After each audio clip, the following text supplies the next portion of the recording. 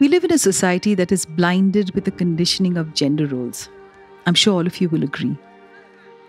In spite of all this learning, I found myself very appreciative of a father with his child in a supermarket, a mall, a grocery store, or just going for a walk in the park with his child. Things that mothers do day in and day out. What set me thinking was a recent photograph on social media of a mother with a nebulizer cooking for the overgrown children at home. I mean, come on. Very rarely people notice an absentee father, but an absentee mother is a disgrace to her home, a fall from her role to being the epitome of motherhood. Often I've found if you talk to some fathers, they seem to be very conscious. They feel sad that they don't get enough time to spend with their growing children. Many regret the lost time in the later years, and if the marriage crumbles and the kid moves on, the father suddenly starts missing the children or the child. It's really sad that many men get so engrossed in their work that they do not consider fatherhood and its importance beyond being the provider. So sometimes we also, we join in the laughter about this teenage-like father friend. He will never discipline or ask the children to clean the bed or cook for the tired mother.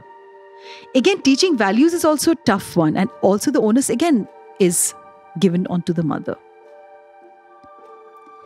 There's also a very sad tale of men who have never been hugged by their fathers. I mean, they've never had any physical connection with their fathers.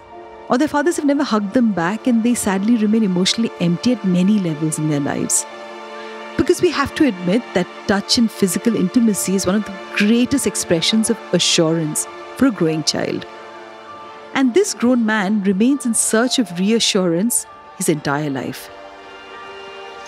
I've also known fathers who have driven drunk with the kids and the wife in the car, and then they narrate these stories of bravado with their friends and the gang that they hang out with. They all laugh together, they clink the beer bottle in a childlike delight, like as though they've done something so amazingly great.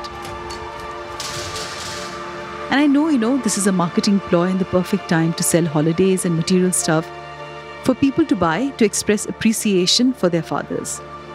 It's a done thing, of course, for Father's Day, Mother's Day and all the other days. But let's face the truth. If patriarchy is shaken and men are taught to embrace the mother in them, that day is truly called Father's Day.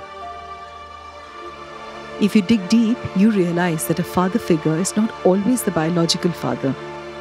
He can be a friend, an uncle, or your teacher.